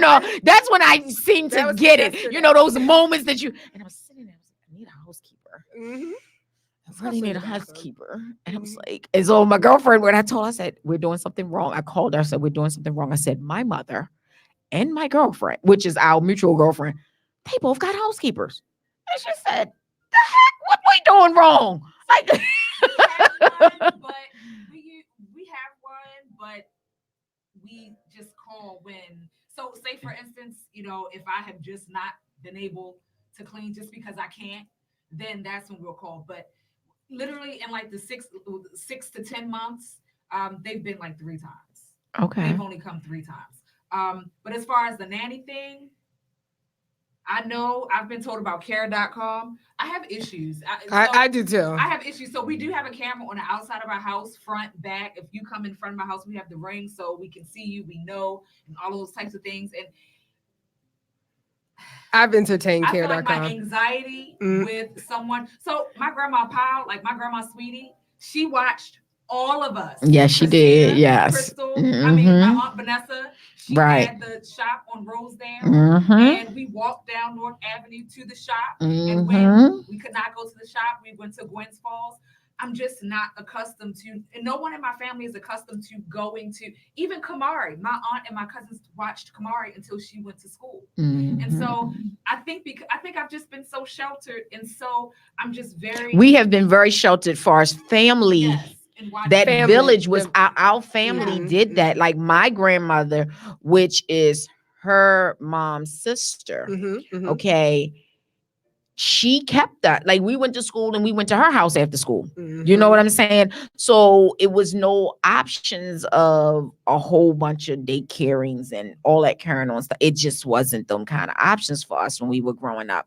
And so I definitely get, like for me, it was not, you just, we made it work. You just figure it out. There's no just taking them to some stranger. So like when you hear, like when I hear stuff on TV or news stuff, when things happen, it makes me almost want to jump through the screen and wring their neck. Like, but then I have to think though, Deandra, they were not maybe raised like us. And everybody hasn't been afforded The opportunities. Their family is not. I've heard someone say in the background, and I didn't know that person very well, but we were acquaintances. Mm. We weren't friends, but I heard the parent say, her mom say, which would be the grandparent, something to the effect of, well, you taking them with you, right? And I learned over time that the dynamic, it also matters as far as like the grandparents, the age bracket. So I waited till my almost my mid 30s to have kids. Well, my cousins had kids in like their early 20s. Mhm. And so my grandma Sweetie was around. My grandma Hendricks was around. They died in 2007. And my mom is still working. She is not yet retired. My dad is still working. He has not yet retired. So whereas though we had people home, like my grandmother. We She went was somewhere home. You know what I'm saying? Yeah. So it just wasn't that way. We went away for the summer. We went, to our family members in another state and stayed there for a few weeks. That was the type of setup it was. The grandmothers, the grandparents were a little older. They were retired, like she was saying, and that was available to us. But grandparents did a lot of rearing. Right. To whereas though now, if it's not the parents, it's friends of whoever can watch. Now that's not the case with me because my anxiety, oh Lord, even you could be the sweetest, have a clean home. I know my babies are not going to pick pennies up and put them in their mouth. I know that you don't have a dog that could possibly bite my babies. Even all of that, I still, until I think they can speak for themselves and say, oh, that hurts. Or, I know. Alex, I enrolled Alex in school. She went to pre-K, and when I went to turn in the paperwork, I had a little anxiety attack. I was going through it. This is different. Wow. My child is going into a school with people that I know that they have to, be background checked and stuff. So that brings some more ease to myself. But you just don't know. You hear these stories on the news, and they're just like you said. You want to wring their neck because you can't believe it. But we weren't raised the same, and everybody doesn't have the same expectations for their family and their family structure like we did, that I have. So And, did you see the woman that recorded herself dropping off her son to kindergarten for the first day? She had a whole breakdown. So it was funny, but then it wasn't funny because now I can relate because I've carried children in my womb. And I'll be honest with you, I felt her pain. Her daughter was in the back seat, and the mom, she was going through it. And she said the worst part was that he didn't even cry. He said bye. He kept on going. I think that's the part that probably was really made her really like, hey, he ain't even feeling bad. Like real tears. Yeah. The thing that mother, I just would have never expected. I'll tell anyone, I have become so much more into. But the kids are a little different because there used to be a time like if you took drop a kid off, the baby's crying so bad, and then the mommy start crying or the daddy start crying, and they, you trying to put them inside that school and trying like, come on, baby, you gotta go here today. I think it's different. The kids are just like they coming out different. So I just think it's not that they don't want to be home with mommy. I just think that they're more energetic. They have more life into them in a sense that, hey, they're outgoing. I want to do this. I want to go. I want to, It's so much.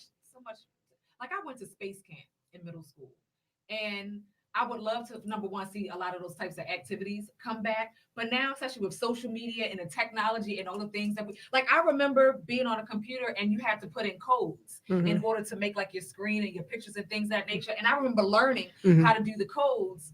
And the color is 0064 for hot pink. Nowadays, kids are so interested in because you can immediately. You just click. Everything is microwave. Everything is, as I say that microwave is like the worst thing, but I said everything that comes quick can leave quick, and you got to take your time with it. But people don't see that. Those are core values. That's a core value. People don't see that, and that's where an issue is. If you don't have that mindset of those core values, like you said, anybody's kid around me, I'm teaching core values. I'm expecting certain the dynamic, and that's the expectation that I have. If my child is in your care or your care, anybody's care. If you're not teaching my child, expecting did you say thank you? I would prefer my child or my children not to be in that in that company. Mhm. And that's just what it is. Yep, absolutely, absolutely. So the future of Mommyhood Collective, what can we expect to see and hear about Mommyhood Collective as we move forward into the future? We hope for meetups, not only in the DMV area, but we're looking at Durham, California, New York, larger cities first. And then You might need to divide them into regions so that you can start making I think we like talked about regional, Yeah. regional meetups because right there are so for instance it's the DMV Mhm. and so we have folks that are in Fort Washington, Alexandria, all the way up to Baltimore, and actually even some folks in New York that Okay. because of where we are right now. But aside from that, large curated events, but of course smaller events starting off where I mean not only like the financial part, but learning work-life balance and understanding the steps that one takes. So not everyone is able to put $1,200 into a personal enrichment course in order to learn into a business personal Mhm, enrichment mhm. course in order to learn those first steps to propel them and to get them into the door, because there are steps you have to. I mean, how LLC? Well, I know what it is, but what's the difference between a Mhm, nonprofit mhm, and an mhm, LLC? mhm. Well, how do I know? Well, what's the board of directors? I mean, does that mean they can take my organization away from me? Use, I mean, those are my questions to you. yeah, like so many questions at the very beginning that you even need to know Yeah. before you go down to Yeah. one of your state building to fill out anything.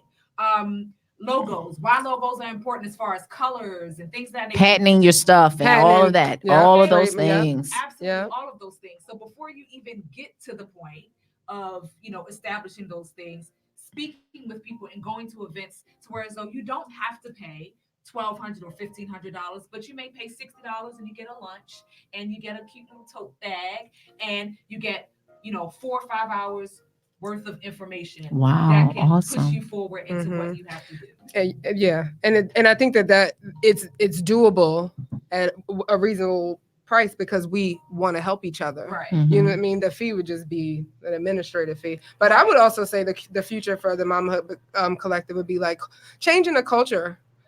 Like the changing the culture like professionally, because I'm training my daughter. My son, he's a little younger. Alex is 4, so she can get it. But to be able to come to meetings with me and sit and know that she needs to conduct herself a certain way, and for places like Deandra was saying, like for them to understand that my child and my children, they're coming with me, and they have to accept it. And to make it the norm Yes. in some cases. Because I think that especially as African American women, we're hard chargers, in my opinion. Mhm. Okay. Because I say, and I'm speaking for because I am African American, so I can only speak for myself. Mhm. But I say that to say, as women, I cannot tell you. Someone finally said, "Oh, you just finally decided to give birth. You finally decided to take the and it's not that I was so into school and into work, but it just wasn't something I was trying to figure out how I could do both, but I didn't want to sacrifice me being able to move forward professionally, because I'm like, listen, when I have kids, I have to be able to support them. So Absolutely. I need to put things in place, but realizing that you can do both. You Mhm. don't have to now you can Mhm. if you so choose, but don't think you have to freeze your eggs and say I'll wait till 40 because you've got to get that vice president position and do this. If you don't want to do that, let's talk. I mean, here's how I did it. Let's, because a lot of times it's about mental processes and how we process things. And I But see, some women were just given those options, DeAndre, like freeze your eggs, and then when you're ready to have a baby, then do it. Or then you have some women who just find themselves in a place that I'm not gonna do it. Right. I'm just not gonna do it right now. And if it ever happens, then fine. But then they find themselves that's okay too. right. Though. That's true. All of those things are yeah. okay. But then you find themselves, sometimes they find themselves in a place that, hey, they end up pregnant and they feel like, oh my gosh, it's right here in the middle of my career. Right. And what do I do? And realizing all of those things are okay, no matter where you are in your journey. Yeah. And less of a woman, less of a mama or of a mother or of a Care provider. pregnant woman Mhm. or a care provider if you're 40. You know what I mean? Than if you're 25. You've learned some additional things if you're 40, I'm quite sure. Absolutely. But there's no difference. And I Right. think that we often feel shamed if, we pick our kids up, we take our kids to a sitter and we don't get there till 6. And, the husband or somebody else has to read to the kids, or, just things where you feel as though you're supposed to do as a mom, just taking away the shame of it and making it normalizing that babies and kids, they're a part of us. And so it's okay that you are going to be 15 or 20 minutes late to work on Monday and Wednesday because your child has a doctor's appointment. Normalizing all of these things, because I think that, me for one, starting a new job, I say, well, you don't want to become pregnant right off the bat. There's so many things that women don't do or take into consideration because they feel as though becoming a mother is going to be a hindrance. Well, for some people, they see that though. That's what they say. Right. And so we want to normalize and get that, because this is not just to the mamahood. So you could come to our events even if you are not a mother. Just to help you. And broaden. Maybe you're an employer and you need to know how to work with the women in your company. Your company is 75% women. And you're trying to figure out how you can better provide services to them, to retain job them. satisfaction, Yep. retainment, employee morale, all of those things. Come and get a little taste and figure out, what it is. It's just not. Now the collective itself is for mamas, but the curated events will not be. Okay. Well, you definitely have to let us know about when you're going to have all of that stuff so we can definitely push it, because I believe we do need all of the balance that it comes with in parenting as moms. And now you got all these dads who are down being, mommies per se. They doing both roles. I'm not going to say that they are a mommy, but they're doing both roles, just like moms that have done both roles. But I do believe there's a place that we need to be able to help them with the balancement, because everybody don't get the balance. It's just sometimes they either go one extreme or the other. Strict kids. Everything is about the kids and forget about themselves totally. And there's no balance for them to their mental state. And then when they break down, it's like, oh my gosh, where was there a time where you took time for you? Where did you? And I know, because I've been there. I've been that person where, and I was getting ready for a vacation. I'll never forget it.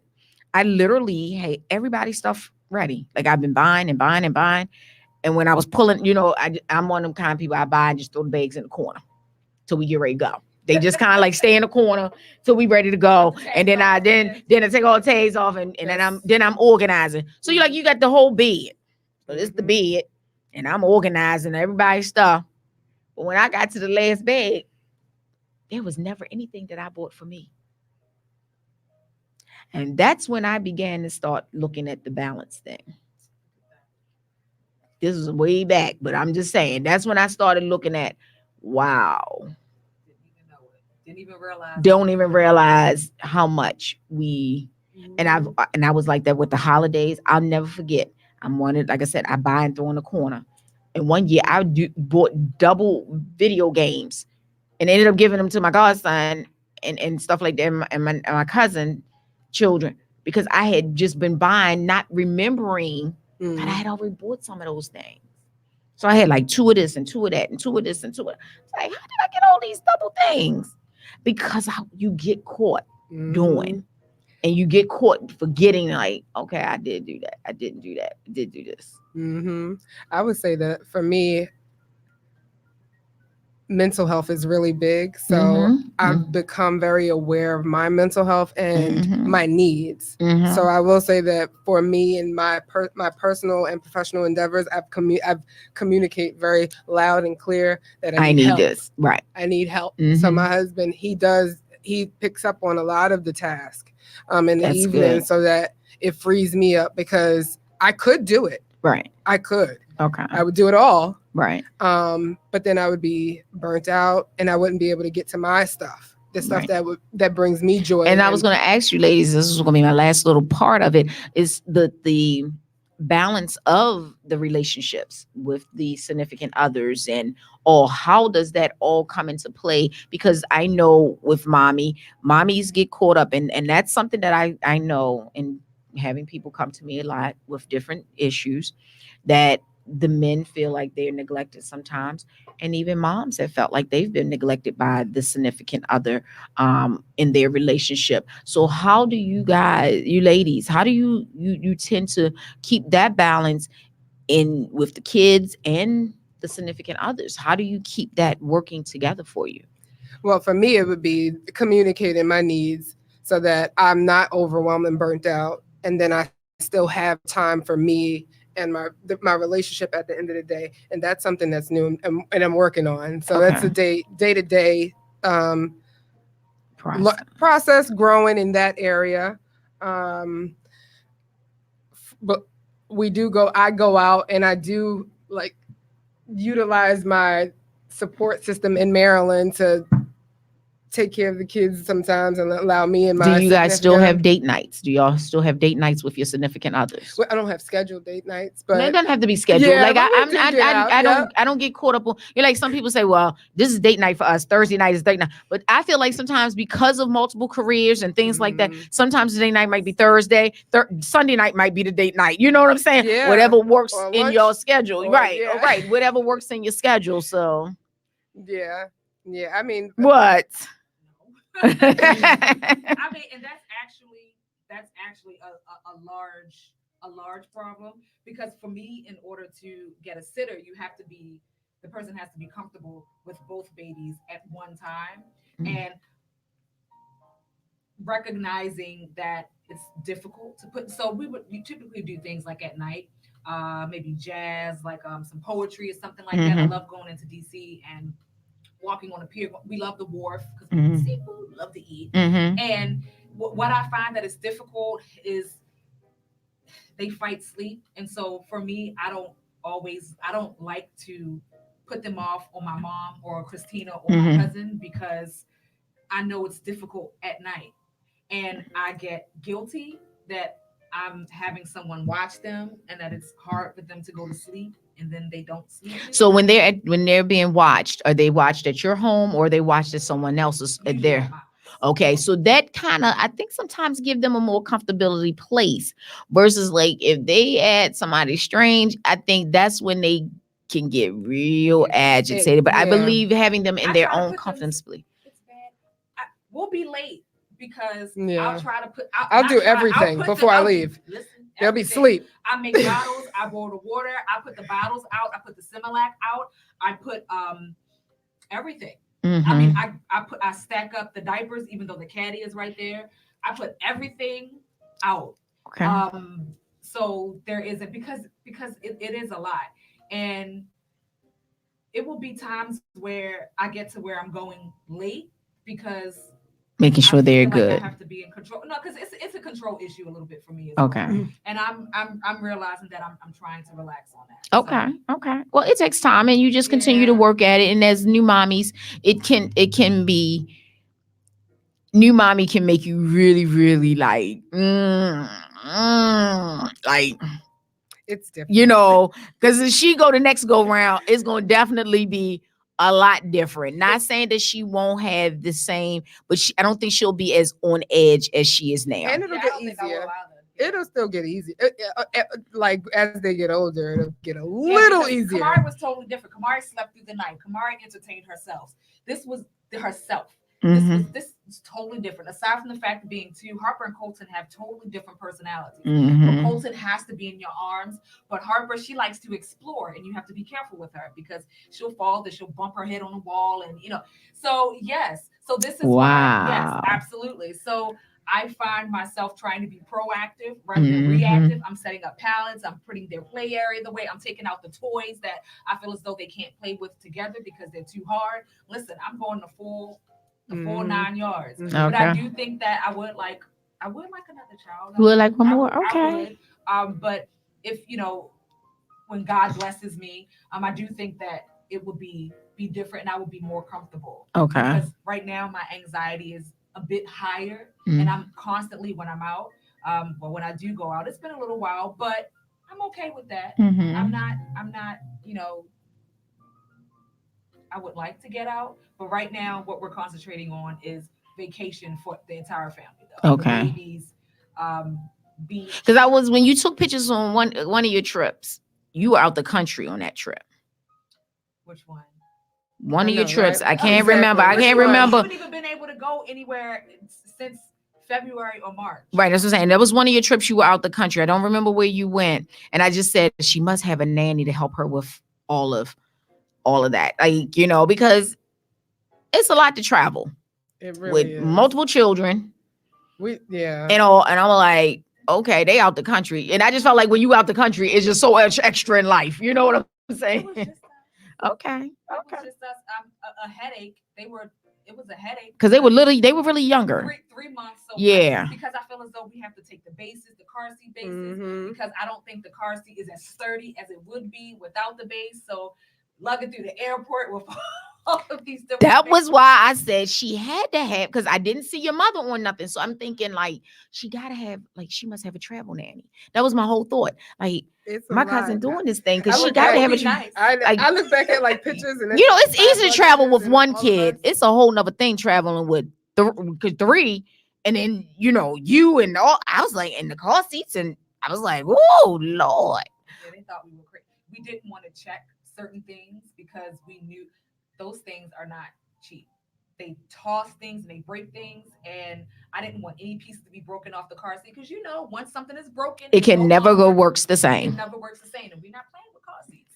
So car seats expensive. Okay, yeah. So I kept the things that if they were damaged, then it's okay, you know. And we made it though, and it was fun, and I can't wait to do it again. Awesome. We're looking at Jamaica next Okay. month, Okay.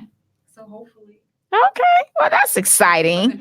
Yes. Well, this has been great, ladies, talking to you. I am so excited again. What I want you ladies to do, I want you to tell how people, if someone really wanted to get involved and be a part of the Mommyhood Collective, give some information on where they can contact you all. And then again, when you get your information ready for your curate events and things of that nature, please make sure you tag us in it so that we can share the information, because you never know what women need, because mommy needs wellness, mommy needs healing as well, and needs help. Mommy needs that extra voice of other women as well to help bring the balance to her as well. And so, you know, we want to make sure we share the information, because you never know who's looking for what and what they need. So share how people can get in touch with you and all that good stuff, and if they want to be a part of the Mommy Collective. Well, Instagram, you know, social media rules the world. So you have Instagram at the Mamahood Collective, and everything is spelled out.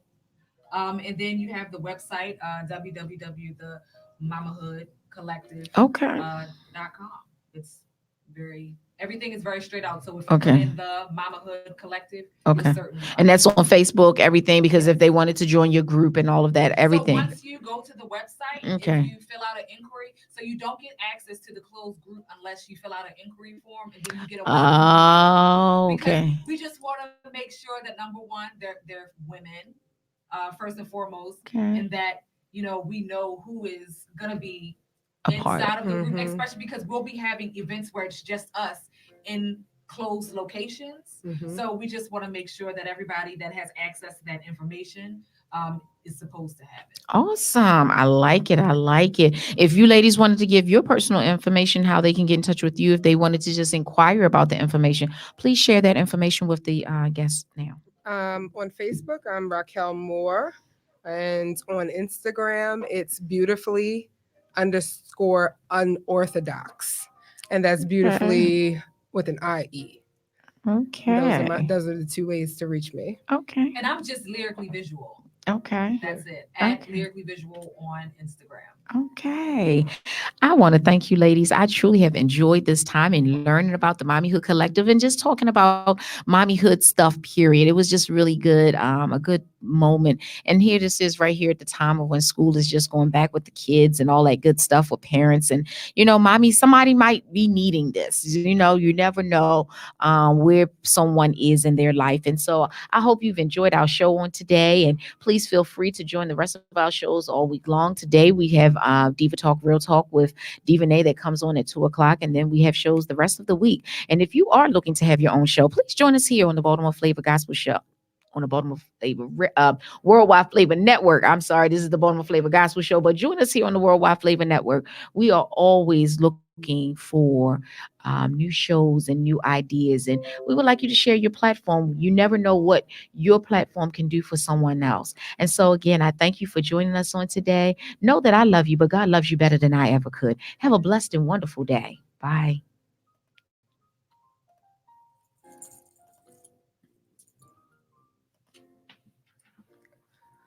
I'm so intrigued. I know. Oh yeah, exactly. I was just waiting to make sure she was closed Wait a out of minute, wait, everything. let me make sure, wait a minute, before this last, it ain't closed all the way on this live stream. Come on, live stream close. There we go. Come on, live stream. Why you not trying to close? Oh, there we go.